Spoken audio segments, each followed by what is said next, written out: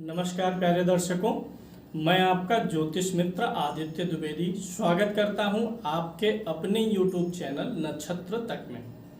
आज हम ज्योतिष के एक नए रोचक विषय वस्तु के बारे में सीखेंगे। उसके पहले आपको बता दें, अगर आप अपनी कुंडली का परामर्श चाहते हैं, अपने प्रश्नों के उत्तर चाहते हैं, समस्याओं का समाधान चाहते हैं, खराब ग्रह दशाओं के उपाय जानना चाहते हैं, कुंडली मिलान करवाना चाहते हैं या किसी शुभ मुहूर्त के बारे में जानकारी लेना चाहते हैं, तो आप हमारे नंबर पर हमें कॉल कर सकते हैं या व्हाट्सएप मैसेज कर सकते हैं। आज आपके लिए कैरियर ग्रोथ आपका कैसा रहेगा इसके बारे में बताने वाला हूं।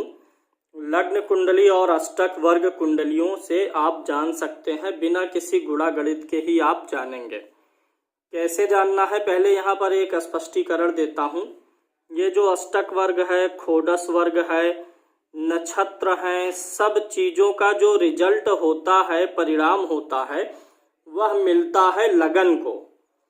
अगर लग्न कुंडली मजबूत है, बलवान है, उसमें राजयोग है, तो ये सारी चीज़ें उसे सपोर्ट करती हैं। यानी जो प्राइमरी चीज़ है वह आपकी लग्न कुंडली ही है। अब लोगों का उद्देश्य रहता है कि एक साधारण ग्रोथ रहेगा, साधारण किस्म की नौकरी रहेगी जिसमें जल्दी तरक्की ना हो, स्ट्रगल रहे, एक ऐसा हो सकता है। दूसरा हो सकता है नौकरी अच्छी हो, ग्रोथ ठीक ठाक हो, लेकिन नौकरी जैसा ही रहे। कुछ लोगों का होता है बिजनेस, उनका बिजनेस भी सामान्य स्तर का रहता है, और कुछ लोगों का होता है कि बिजनेस से वे संतुष्ट हो जाते हैं। तो आपका बिजनेस संतुष्टिदायक है। अगर आप सोच रखते हैं 10-20 लोग और भी ज़्यादा लोग क्या आपके साथ में आपके बिजनेस से लाभ पाएंगे, रोजगार पाएंगे, या फिर आपका स्वयं का अच्छा चलेगा, या स्वयं का जो है संतोषजनक भी नहीं चल पाएगा, इसी चीज़ का विचार करना मैं आपको सिखाने वाला हूँ। देखिए, आपके पास में अपनी लग्न कुंडली होनी चाहिए, अष्टक वर्ग का चार्ट होना चाहिए, अष्टक वर्ग की कुंडली होनी चाहिए। पहले लग्न कुंडली तो आप जान ही रहे हैं, आपकी स्वयं की जन्म कुंडली का जो लग्न है, आपका स्वयं का शरीर, उसकी कुंडली। अष्टक वर्ग क्या होता है, जैसे आप ये जानते हैं, आप इसी कुंडली को देख लीजिए तो गुरु और शुक्र आमने सामने हैं। ये दोनों एक दूसरे से संबंध बना रहे हैं दृष्टि डाल के। लेकिन अगर कुंडली में कोई ग्रह, जैसे राहु यहाँ है, शुक्र यहाँ है, तो ये दोनों ना तो एक दूसरे की राशि में है, ना एक दूसरे को देख रहे हैं। लेकिन यह चीज याद रखिए, कुंडली में जितने भी ग्रह हैं, पूरे 9 ग्रह एक दूसरे को सपोर्ट करते हैं। तात्कालिक मैत्री होती है, पंचधा मैत्री होती है, तात्कालिक शत्रुता होती है, क्योंकि हर ग्रह एक दूसरे से किसी न किसी भाव में एक दूसरे से होके संबंध बना रहा है। जैसे अगर आप शुक्र और राहु का संबंध लें तो खड़ाष्टक योग बन रहा है। राहु से शुक्र छठे हैं, छठे से और शुक्र से राहु अष्टम में है। तो संबंध हर ग्रह में अगर राशि वाइज, दृष्टि वाइज नहीं बन रहा है, तो भाव से दूरी वाइज एक संबंध हर ग्रह का एक दूसरे से बनता है। और जो ग्रह एक दूसरे से भाव की दूरी के अनुसार संबंध बनाते हैं, उसी संबंध के आधार पर एक दूसरे को अच्छा या बुरा प्रभाव भी देते हैं। तो जो ग्रह जिस भाव में, जिस ग्रह को जो अच्छा परिणाम देते हैं, उन्हीं को हम पॉइंट्स के रूप में काउंट करके अष्टक वर्ग बना देते हैं। जैसे इस कुंडली में देखिए कि ये जो दशम भाव है, यहाँ पर 37 बिंदु है। तो इसका मतलब यह हुआ है कि कुंडली के जो 9 ग्रह हैं, वे दशम भाव पर ज्यादा से ज्यादा शुभ पॉइंट्स दे रहे हैं, तभी यहाँ पर टोटल मिला के 37 हो पाया है। इसी प्रकार से आप देखिए, जो 12th हाउस है अष्टक वर्ग में, यहाँ 22 पॉइंट्स है। यानी जो 12वां भाव है, वहां पर ग्रहों के शुभ बिंदुओं की संख्या कम है, यानी इस भाव में ग्रह कम सपोर्ट कर रहे हैं। जहां अधिक बिंदु होता है, यानी पूरे 9 ग्रह मिला के, वहां पर ज्यादा से ज्यादा ग्रह सपोर्टिव हैं। जहां कम बिंदु है, वहां पे कम सपोर्टिव है। तो ये चीज आपको समझ में आ गया होगा, इन पॉइंट्स का मतलब क्या होता है और ये कैसे आता है। जैसे यहाँ 39 पॉइंट्स है, तो इसका मतलब है लग्न कुंडली का जो तीसरा भाव है, क्योंकि ये भी भाव वही चलेगा, जिस लगन की कुंडली होती है वही लगन अष्टक वर्ग में भी लिया जाता है। लगन देखिए वही है, हल्के कलर से मैंने छोटे अक्षरों में लिखा है। यहाँ 39 पॉइंट्स का मतलब ये है कि तीसरे भाव को सबसे ज्यादा ग्रहों ने पसंद किया है, यहाँ पर शुभ प्रभाव दिया है। तो इसका पहले मैं एक अभी जो मूल विषय है उस पर चलने के पहले और कुछ डाउट्स क्लियर करता हूँ। जहाँ पे सबसे अधिक बिंदु होते हैं इसका मतलब यह है कि उस भाव को ग्रहों ने ज्यादा पसंद किया हुआ है, उस भाव में वो अनुकूल महसूस कर रहे हैं। तो जिन जिन भावों में आपके चाहे लग्न से देखिए, चाहे चंद्रमा यहाँ बैठा है ना, तो पंचम भाव में, तो यहीं पर चंद्रमा से भी आप यहाँ पर चंद्र भी लिख सकते हैं, यानी चंद्र कुंडली का अष्टक वर्ग बनाने के लिए जो आपकी राशि को होती है, मीन राशि है इनकी। तो आप ऐसे भी जान सकते हैं जब भी ग्रहों का गोचर चंद्र राशि से, क्योंकि ग्रहों का गोचर लगन से भी देखा जाता है, वृश्चिक लगन है तो ये लग्न है यहाँ पर और ये राशि है। तो ग्रहों का गोचर जब भी हम देखते हैं तो लग्न और राशि से देखते हैं। चंद्रमा यहाँ पर इनकी कुंडली में अष्टक वर्ग में रहेगा, जिस भाव में लग्न कुंडली में है उसी भाव में यहाँ पर रख दीजिए। और अब आप यह देख सकते हैं चंद्रमा से ग्रह कोई भी गोचर करता हुआ जब अधिक बिंदु वाले भावों में पहुंचेगा तो उस ग्रह का गोचर आपको बहुत शुभ प्रभाव देगा। जैसे चंद्रमा से आप गिन लीजिए तो 1 2 3 4 5 6 ये भाव जहां पर 37 पॉइंट्स है, यानी जो कुंडली का दसम भाव बनता है वहां पर चंद्रमा से गोचर करता हुआ कोई ग्रह आएगा तो यह भाव मजबूत होता है। यानी मजबूत भाव में कोई भी ग्रह आता है तो फल अच्छा देगा। जिन भावों में अधिक संख्या में पॉइंट्स मिले हैं वो सभी भाव मजबूत हो गए हैं। औसत जो पॉइंट्स होते हैं वो होते हैं 28, याद कर लीजिए। एवरेज जो है वो 28 है। अगर 28 पॉइंट्स हैं तो वो एवरेज है, उसके नीचे जैसे जैसे आएगा वह भाव उतना ही कमजोर होगा और 28 से जितना आगे बढ़ेगा वह उतना ही मजबूत होता चला जाएगा। तो यहाँ पर सप्तम भाव में 28 पॉइंट्स है, यानी ये जो सातवां भाव है विवाह का एवरेज है। एवरेज जब कोई ग्रह इस भाव में गोचर करेगा राशि से इनके तीसरे भाव में या लग्न से सातवें भाव में, तो वह गोचर के दौरान औसत फल देगा।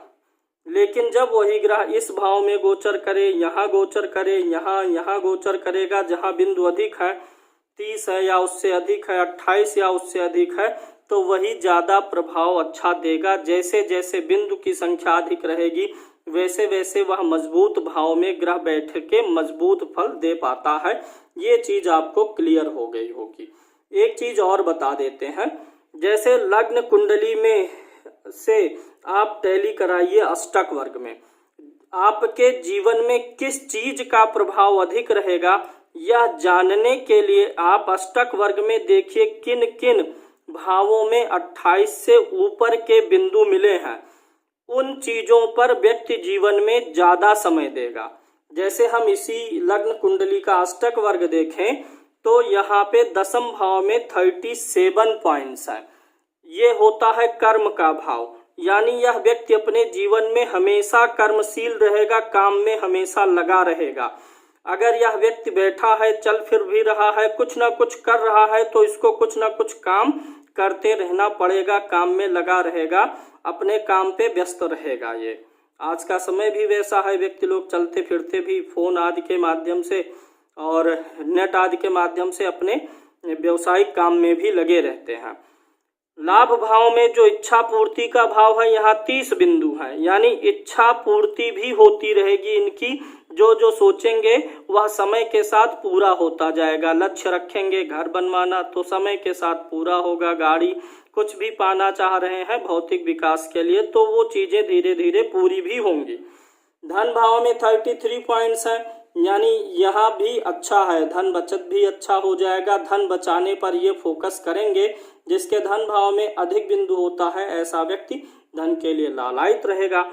और यहाँ तीसरे भाव में देखिए 39 पॉइंट्स हैं। इसका मतलब यह है कि ये तीसरा भाव मेहनत और संघर्ष का होता है। जीवन में मेहनत और संघर्ष के लिए लगे रहेंगे। ये मेहनत और संघर्ष ये करते रहेंगे, उससे कतराएंगे नहीं। यानी जिन भाव में अधिक पॉइंट्स होता है व्यक्ति के जीवन में, वो चीजें भी ज्यादा प्रबल हो जाती हैं। अगर लगन और हम सप्तम का देख लें तो अगर लगन में अधिक पॉइंट्स हैं या सप्तम में, तो जिसमें अधिक पॉइंट्स होते हैं तो दाम्पत्य जीवन में वह पक्ष ज्यादा हावी होता है। लगन में 27 है और सप्तम में 28 है, दोनों लगभग बराबर है, फिर भी पत्नी का थोड़ा 1 पॉइंट अधिक है।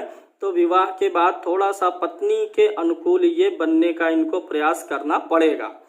इसी प्रकार से अगर लगन से कम बिंदु छठे भाव में होता है, 8वें भाव में होता है और 12वें भाव में होता है, तो लाइफ में स्ट्रगल कम रहती है, यानी काम काज में थोड़ा सा संघर्ष कम रहेगा। मेहनत तो हर जगह करनी है, मेहनती है भी, लेकिन ये भी मान के चलिए लग्न से छठे भाव में कम पॉइंट्स रहने से व्यक्ति का जो प्रतिद्वंदी है वह जो है उतना सबल नहीं रहेगा। और अगर 8वें भाव में कम पॉइंट्स है लगन से, तो व्यक्ति दवाओं पे निर्भर कम रहेगा। ये भी चीज आपको जानना चाहिए। अब आ जाते हैं मूल विषय पर, कैरियर ग्रोथ को लेकर के। अष्टक वर्ग पर हम और पहले भी वीडियो बनाए, धीरे धीरे और भी सूत्र और भी रहस्य इसके आपके सामने लाते रहेंगे। कैरियर का विचार कहाँ से होता है, पहले उन भावों को आप अपने जान लीजिए। जो 10th हाउस है उसको देखना है। जो 10th में बैठा ग्रह है, 10वें भाव में बैठे हुए ग्रह को क्या कहेंगे, दशमस्थ कहेंगे। 10th भाव में बैठा हुआ ग्रह दशमस्थ, और 10th भाव का स्वामी किसको कहेंगे, दशमेश को कहेंगे, जो 10वें भाव का स्वामी है। पहले जिन चीजों की जरूरत पड़ेगी वो मैं आपको बता दे रहा हूं। 10th भाव को देखेंगे, जो 10th हाउस है, दोनों में टैली करेंगे, अभी बताएंगे आगे। 10th भाव में बैठे हुए ग्रह को देखेंगे, 10वें भाव के स्वामी को देखेंगे। इसके साथ साथ भावत भावम भी आप लगाइए। भावत भावम क्या कहता है, 10th भाव से 10th यानी सप्तम भाव को भी देखिए आप, सप्तम भाव को देखिए और सप्तमेश को भी देखिए, यानी 7वें भाव को के स्वामी को भी देखिए। इसी प्रकार से आपको यह भी देखना चाहिए कि जो दशमेश है ग्रह वह कहाँ बैठा है, उससे 10th भाव। दशमेश कौन सा ग्रह है यह जानने का एक मैं छोटा सा सूत्र दे देता हूं। ये जो गिनतियां लिखी होती हैं ये राशियां होती हैं, 1 से 12 तक गिनतियां होती हैं और सीधे क्रम में चलती हैं। जहां पर 1 और 8 नंबर की गिनती लिखी होती है उसका स्वामी मंगल होता है, और जहां पर 4 लिखा होता है स्वामी चंद्रमा होता है, 5 लिखा होता है उसका स्वामी सूर्य होता है, 3 6 का बुध होगा, 2 7 का शुक्र होगा, 9 और 12 का गुरु होगा, और 10 11 का जहां गिनती लिखा है उसका स्वामी शनि होता है। आप ये पहले भी जानते होंगे, जो नए व्यूअर्स हैं उनके लिए मैंने बता दिया। तो जहां पर 10वां भाव का स्वामी बैठा है, यहाँ 5 नंबर की गिनती है, 5 का स्वामी कौन सा ग्रह है, सूर्य। तो सूर्य जहां बैठा है वहां से 10वां भाव गिन लीजिए। यहाँ बैठा है तो यहाँ से 10th गिनेंगे, 1 2 3 4 5 6 7 8 9 10 यहाँ पे आएगा। तो ये भाव हमको देखना चाहिए। सप्तमेश को देखेंगे, सप्तम सप्तमेश, और दशमेश जहां बैठा है वहां से 10th, यानी दशमेश से 10th। इसको आपको कुछ करना नहीं है, सिर्फ अभी इन्हीं पॉइंट्स पे अष्टक वर्ग में आप समझ जाएंगे। चलिए इस कुंडली में ले लेते हैं, 10th भाव लीजिए। 10th भाव ये है और वर्ग अष्टक वर्ग में ये पड़ेगा। तो 10th भाव में कितने पॉइंट्स आए आप अपनी कुंडली के अनुसार नोट कर लीजिए। यहाँ पर 37 आया हुआ है। दशमस्थ 10th भाव में अगर कोई ग्रह बैठा हुआ है तो वो भी इस भाव को मजबूत करेगा। इस कुंडली में कोई ग्रह नहीं बैठा है, छोड़ दीजिए। अगर कोई ग्रह बैठा है 10th भाव में तो वो जो यहाँ पे 10th भाव में बिंदु आ रहे हैं, यानी कि 10th भाव में बैठा हुआ ग्रह उसी बिंदु के अनुसार मजबूत और कमजोर होगा। मैं मान लेता हूं कि अगर मान लीजिए इसी भाव में गुरु बैठा होता और 10th भाव में यहाँ अष्टक वर्ग में कितनी रेखाएं हैं, 37, यानी गुरु बलवान भाव में बैठा होता तो गुरु का फल अच्छा हो जाता।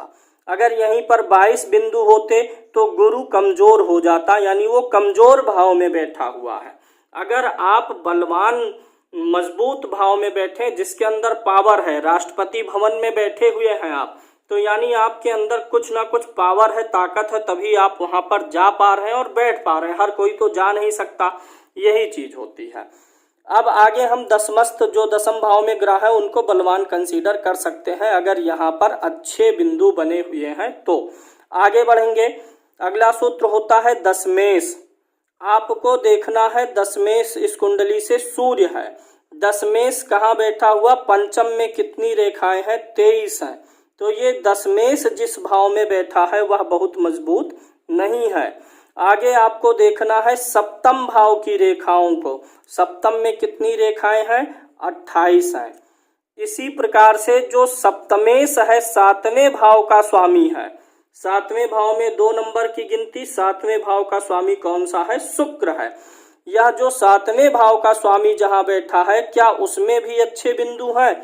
यहाँ पर 26 है, एवरेज से कम है, बिलो एवरेज है। सप्तम भाव को आपके जो बिंदु है उसको देखिए, सप्तम भाव का स्वामी जहां बैठा उसके भी बिंदु को देखना है।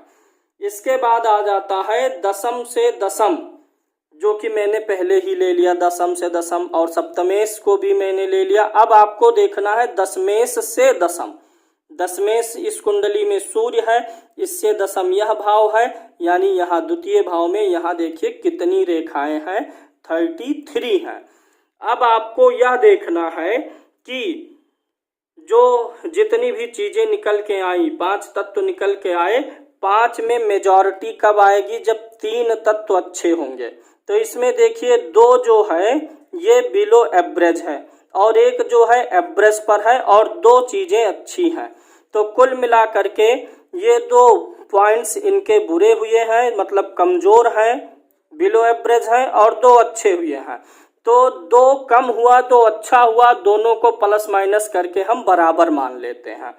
फिर बचता क्या है हमारे पास, 28 बचा, यानी एवरेज वाला बचा। तो इनका जो कैरियर ग्रोथ है वह एवरेज रहने वाला है, ना बहुत अच्छा रहेगा ना बहुत बुरा।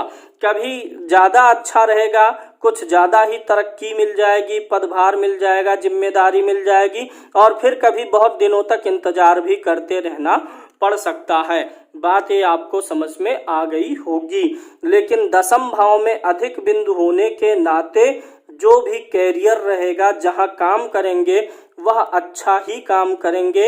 एक चीज और है, दसम भाव में अगर एवरेज से अधिक बिंदु हैं तो ऐसा व्यक्ति कभी खाली नहीं रहेगा। एक काम छोड़ेगा तो दूसरे काम का रास्ता व्यक्ति के लिए बनता जाएगा, व्यक्ति जीवन भर काम करता रहेगा। ये भी आपको समझना है अगर दसम भाव मजबूत है। जिनका दसम भाव कमजोर होगा, इसमें से जितनी चीजें कमजोर होती हैं, कैरियर में अस्थिरता की संभावनाएं भी उतनी ही अधिक हो जाती हैं। उम्मीद है ये चीज आपको समझ में आ गई होगी। अब एक दूसरे उदाहरण से मैं समझाने का प्रयत्न करूंगा। जो हमारे पुराने व्यूअर हैं वो इस कुंडली को देख करके जान सकते हैं, पहले भी यह कुंडली उनके सम्मुख आई होगी, कुंडली भी वो पहचान गए होंगे।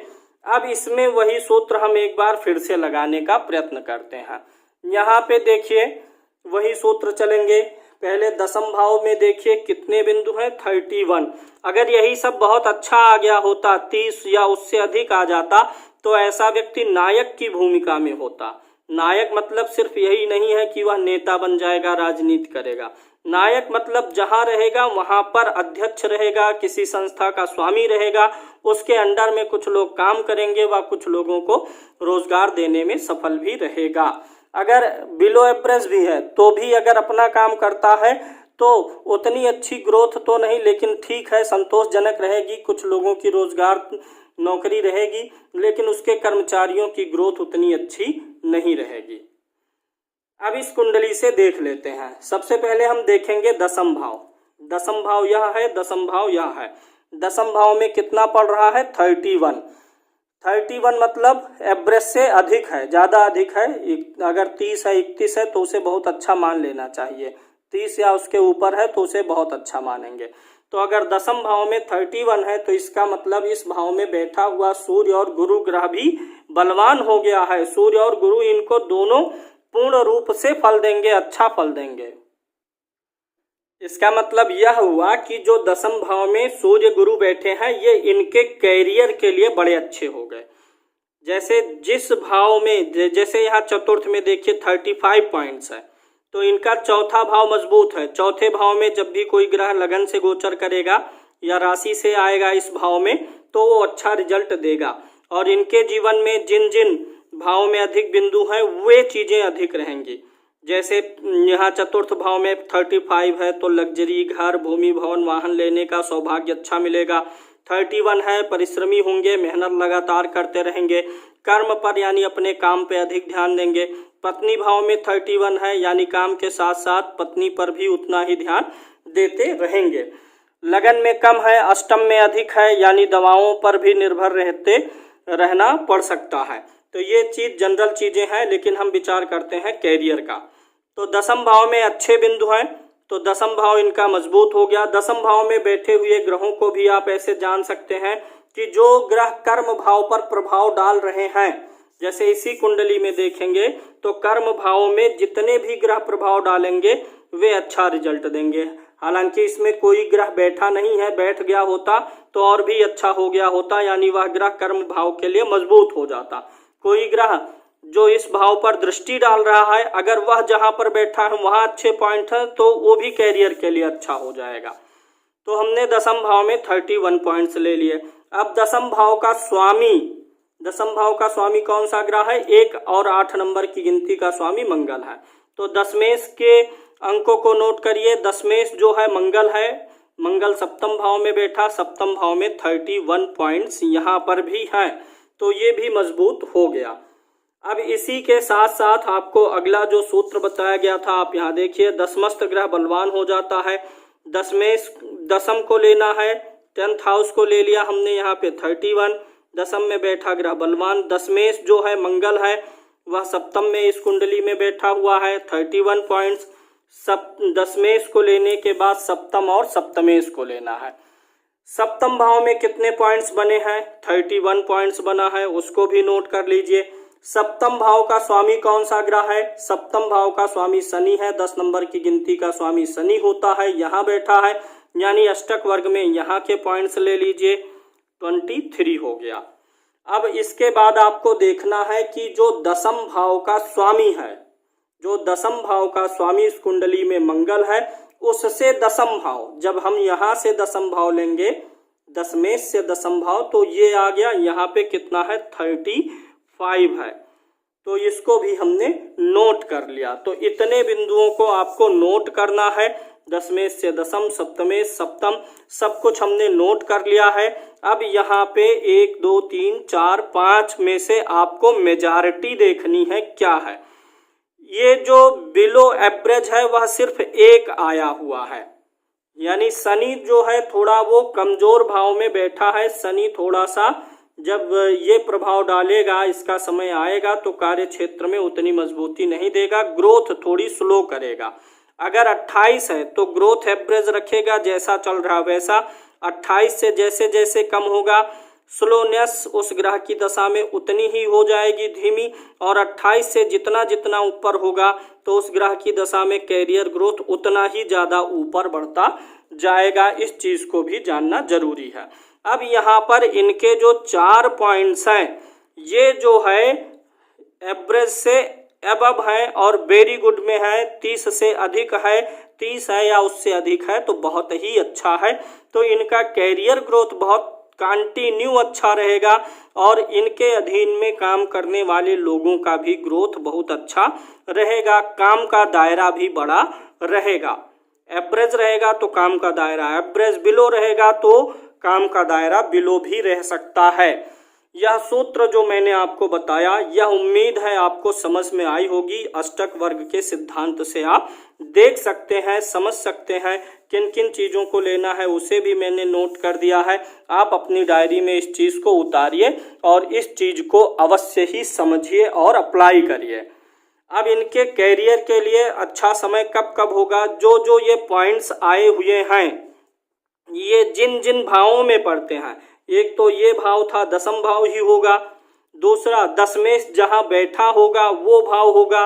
इस कुंडली में ये है, यहाँ पर तो दसम ये है, दशमेश यहाँ बैठा हुआ है। इसी प्रकार से देखिए दसम भाव दशमेश जहाँ बैठा हुआ है, सप्तम भाव सप्तमेश जहाँ बैठा हुआ है, यहाँ का स्वामी शनि है, यहाँ देखिए छठे में है, सप्तमेश जहाँ बैठा हुआ, और दसम से दसम भाव, इन भावों में जब जब ग्रहों का गोचर रहेगा तो उसी हिसाब से रिजल्ट मिलेगा। यानी जब इन भावों में ग्रहों का गोचर, किसी भी ग्रह का गोचर आएगा तो उस समय इनका काम एवरेज हो जाएगा। लेकिन जैसे ही ग्रहों का गोचर यहाँ होगा, यहाँ होगा, यहाँ होगा, तो काम एवरेज से बहुत ज़्यादा ऊपर चला जाएगा। इस कुंडली में देखिए लगन में 28 पॉइंट्स हैं, सप्तम में 31 है, यानी पत्नी वाले में ज़्यादा है, पत्नी का प्रभाव अधिक रहेगा, जिनको पत्नी का सहना ज़्यादा पड़ सकता है और प्रेम पूर्वक सहेंगे, क्योंकि वो कॉम्बिनेशन ही ऐसा होता है। जहाँ पर अधिक होगा लग्न और सप्तम में से, दोनों में से अगला व्यक्ति ज़्यादा सहन करने की क्षमता रखेगा। उम्मीद है यह विषय आपको समझ में आया होगा। लाइक करिए, शेयर करिए और कमेंट अवश्य करिए। फिर मिलते हैं अगले एक रोचक सूत्र के साथ में। जय श्री कृष्णा।